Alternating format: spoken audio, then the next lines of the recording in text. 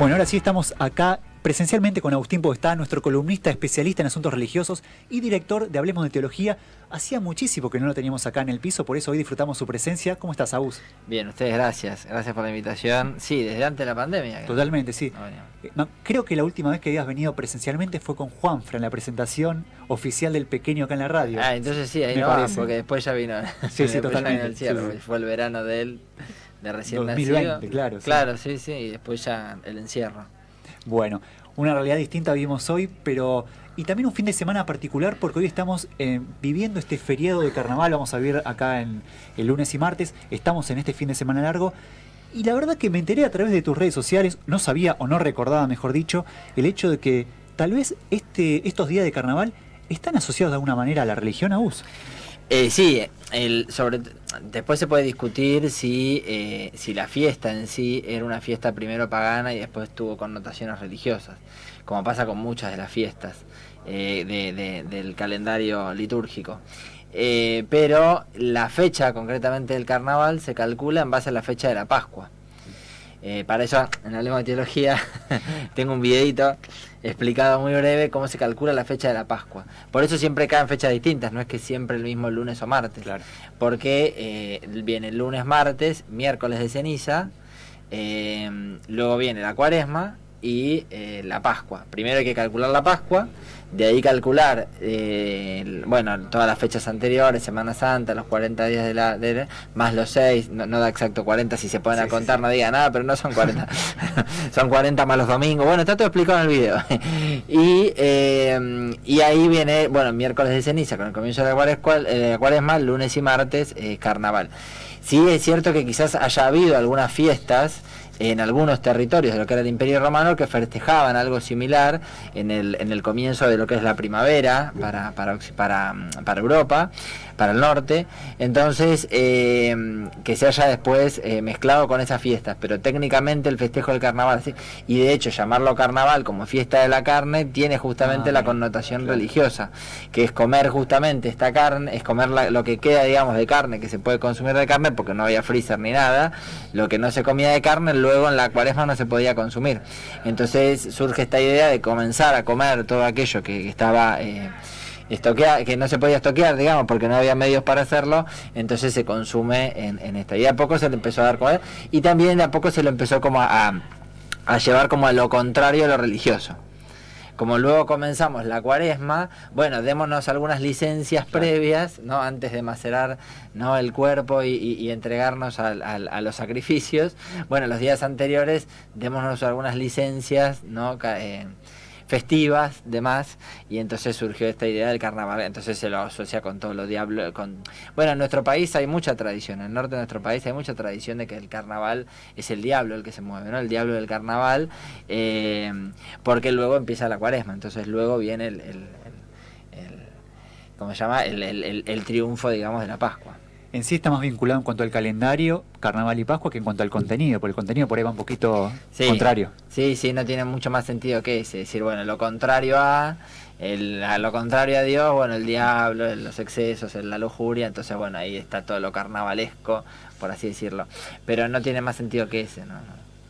Como consejo, entonces... No tiene nada que ver con la Cuaresma. Claro, no, pero hablando de justamente el lunes de carnaval que tenemos este lunes, yo tengo un asado, me puedo matar comiendo carne, ahí no pasa nada. Sí, por supuesto. Y también ya saben que yo se lo voy a decir eso también durante la Cuaresma, digamos, no es el asado en sí, no es la carne en sí, sino es como la relación que uno tiene con el modo de consumo, la forma, etcétera. Sí. ¿No? Después podríamos hablar un poquito más de la Cuaresma, que ya enseguida empieza y lo adelantaste, pero primero... Una de las noticias que veíamos la semana pasada fue que el Papa Francisco declaró venerable al cardenal Eduardo Pironio. Por ahí brevemente, ¿qué puedes decirnos acerca de este cardenal argentino que se encuentra ahora en proceso de beatificación, Aus? Pasa un poco esto, creo que es motivo de fiesta en el contexto en el que nos encontramos justamente con...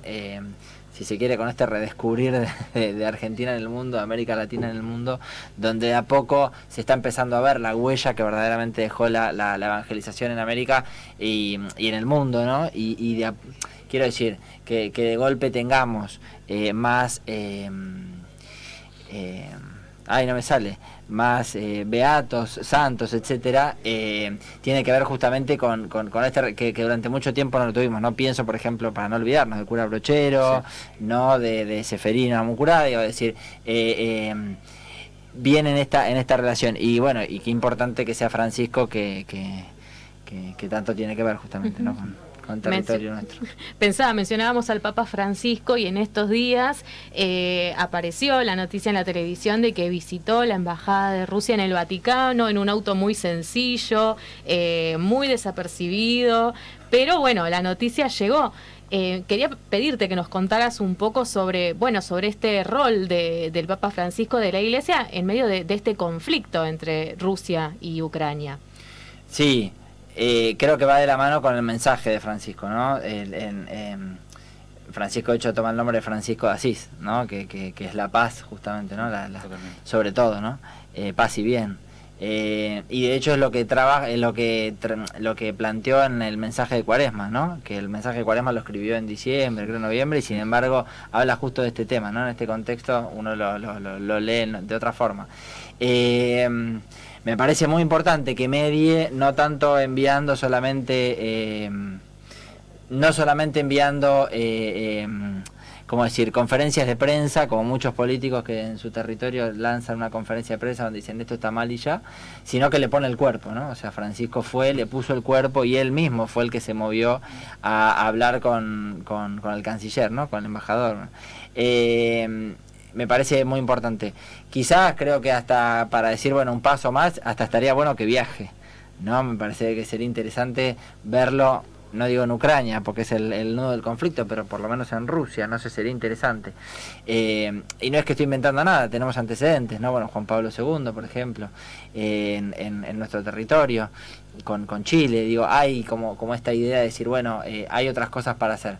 Sí, igual me parece que como gesto es muchísimo y es muchísimo más. También escuché veía que lo criticaban, sobre todo en las redes, bueno, nada, las limitaciones de la gente que utiliza tanto las redes, que lo criticaban porque había llamado justamente a una jornada de oración y ayuno para el miércoles de ceniza, y decían, bueno, como si sirviera de algo, ¿no? Sí, bueno, como si compartir memes, ¿no? Sirviera de algo, como si dar tu opinión en un vivo de Instagram, digamos, de redes sociales, fuera útil, ¿no? Creo que lo verdaderamente útil es ponerle el cuerpo, ¿no? Es estar ahí jugándosela, de la forma que se pueda, pero jugándosela para resolver el problema. No, pero también bloqueos económicos, todas estas cosas. Sí, está muy bien, pero la gente se está muriendo ahora. O sea, hay una familia a la que le está cayendo un misil en la cabeza, destruyéndole la casa ahora. Me parece que esta importancia de ponerle el cuerpo, por lo menos Francisco la hizo, ¿no? Dio como un paso muy importante que otros no lo vieron, no lo hicieron, no sé. En este tema, Juan, lo que es, Aus, hablabas esto del Papa Francisco en este contexto particular, y lo que decía él es que la humanidad avanza en las ciencias, en muchas cosas bellas, pero retrocede en hacer la paz, justamente. Frente a esta situación, muchos pueden preguntarse dónde está Dios en medio de todo esto, me preguntaba. Y por ahí, desde tu opinión, desde tu formación, Aus, desde tu fe también, ¿qué le dirías a esas personas que cuestionan la existencia o el poder de Dios al ver este tipo de situaciones? Por esos típicos que piensan, ¿por qué Dios permite todo esto? ¿Entendés? ¿Qué podríamos decirle a esas personas? Bueno, esto nos llevaría, el problema del mal nos llevaría como varias horas de charlar. Sí creo esto, ¿no? Que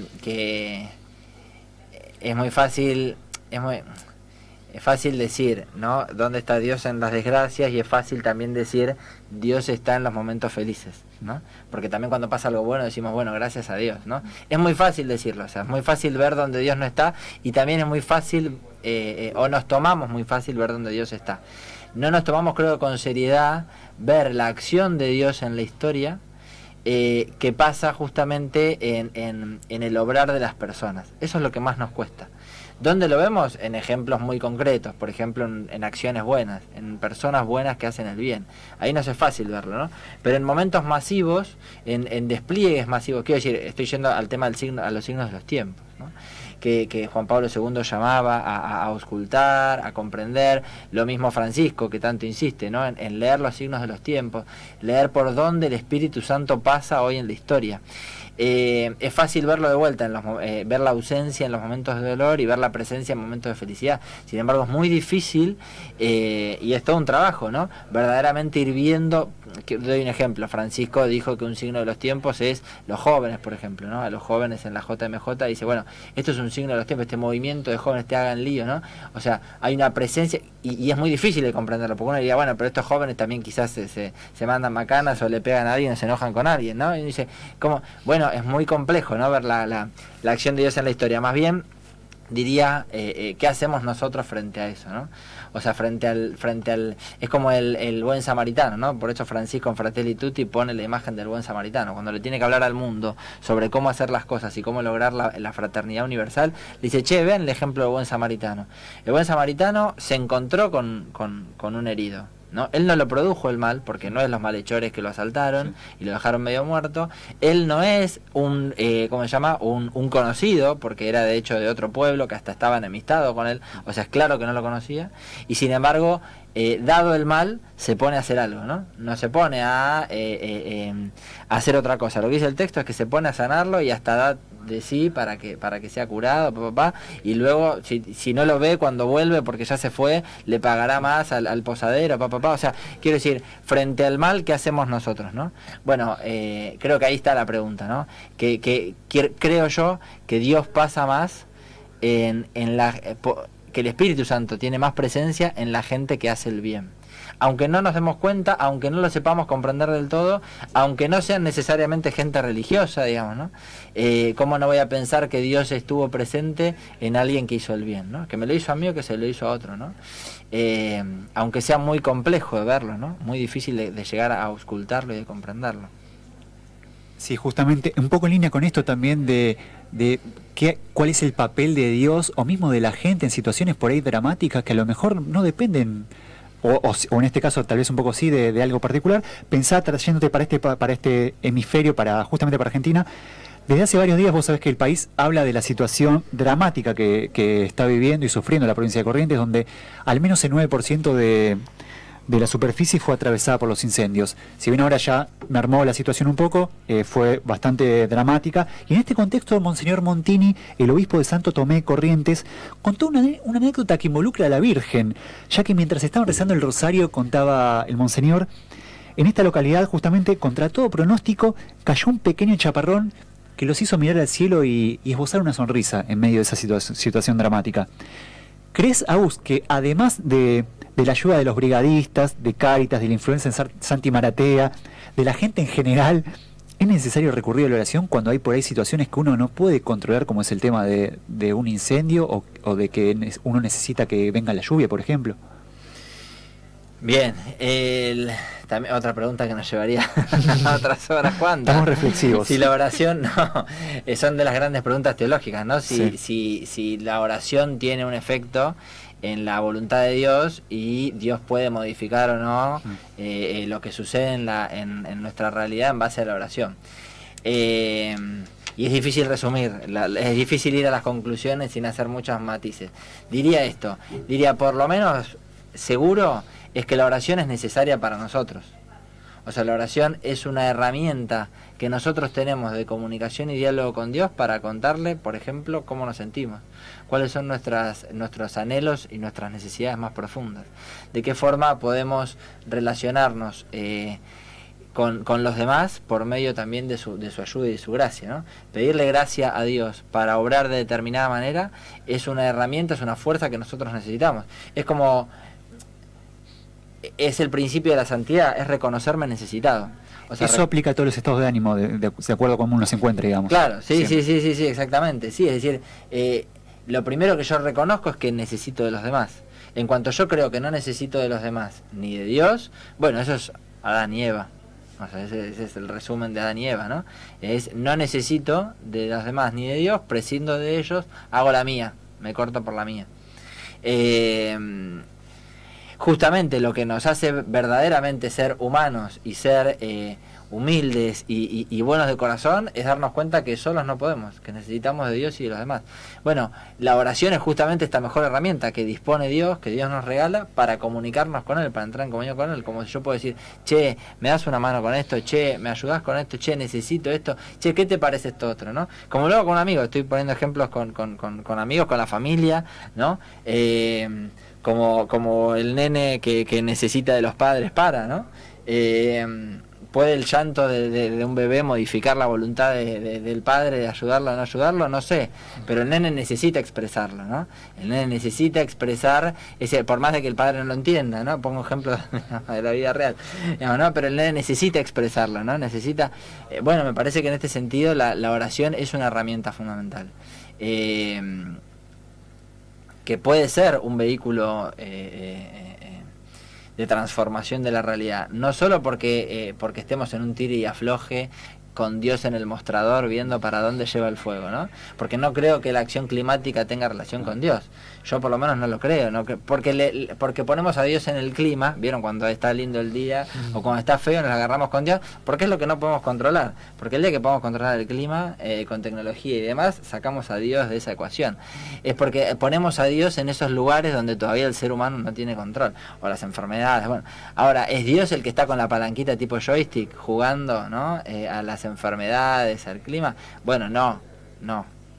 Dios más bien está con nosotros acompañándonos en el proceso. Dios está inspirando a las personas a que realicen determinadas actividades. Dios está de alguna forma presente y generando el reino de Dios por medio de nuestras acciones. Nosotros hacemos crecer presente y crecer el reino de Dios entre nosotros. Me gustó la metáfora del bebé, de que llora, patalea para que los padres por ahí lo miren. En este caso, si uno está enojado por ahí con Dios, es mejor patalearle, llorarle que ignorarlo, digamos.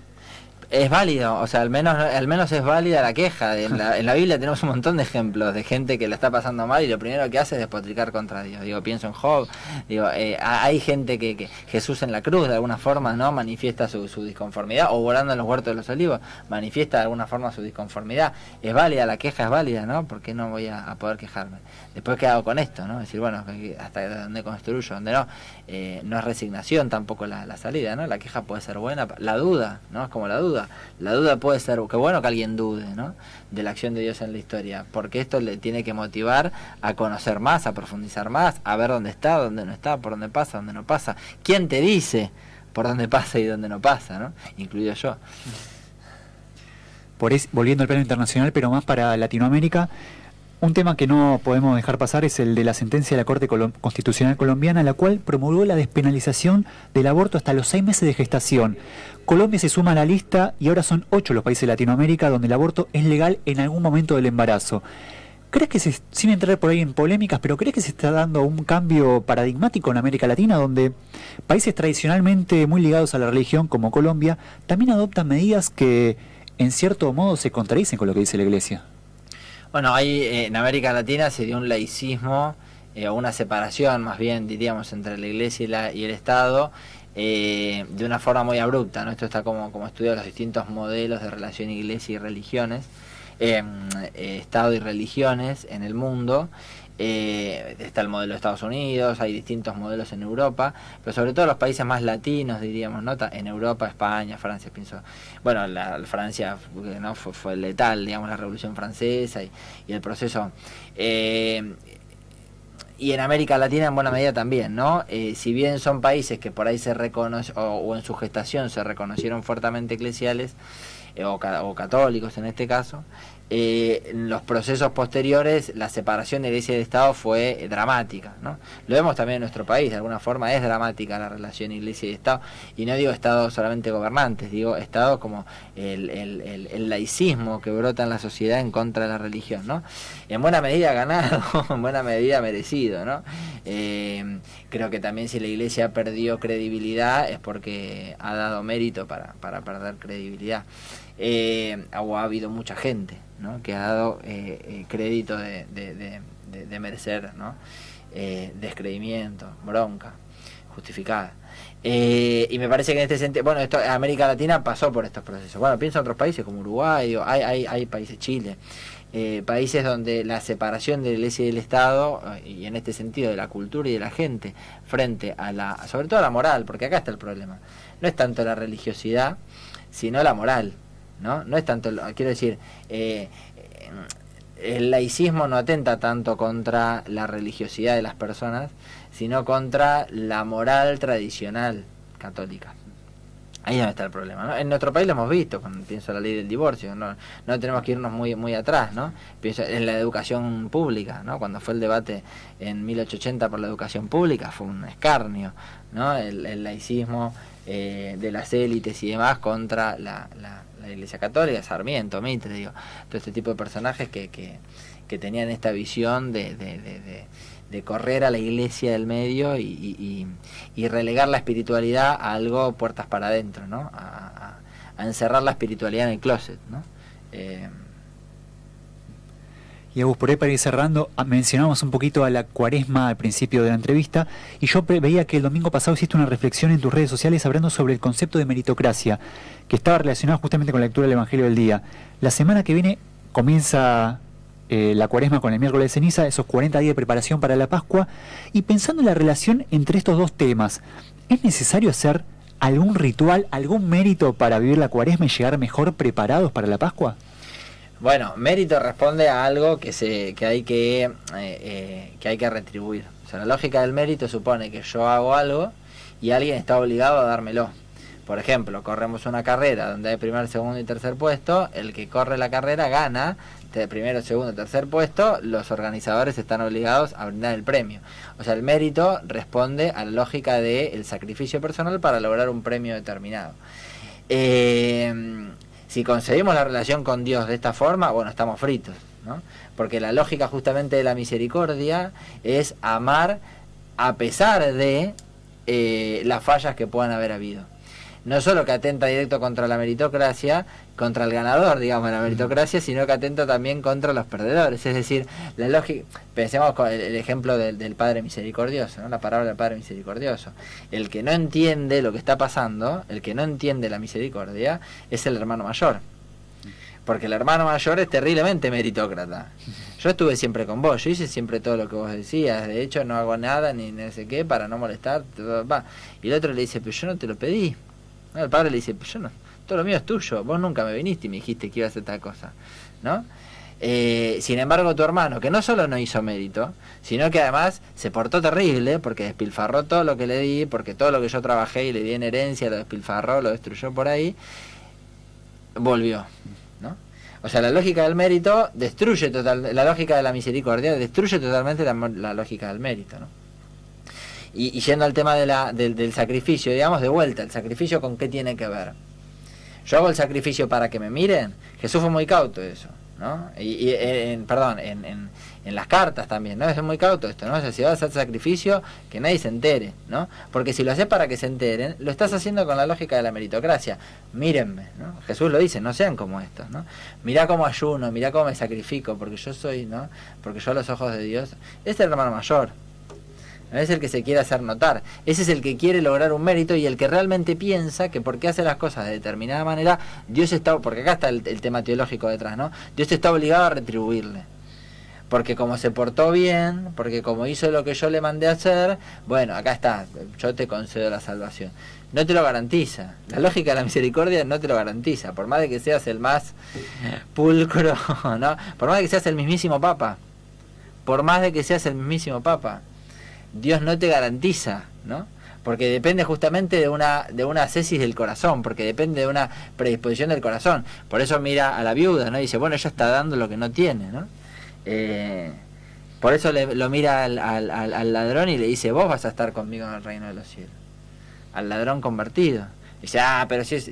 Y no es que, digo, si está crucificado no se robó un poquito, algo para comer.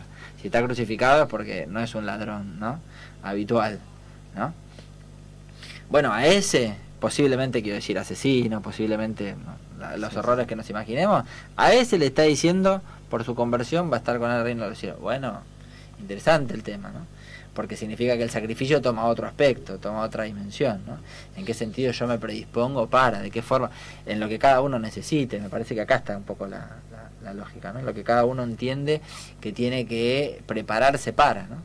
Así como, perdón, un ejemplo tonto, pero para que se entienda, así como hacemos dieta para que nos entre determinada ropa, porque nos queremos ver bien para una determinada fiesta. Bueno, tiene esa lógica, ¿no? Va por ahí.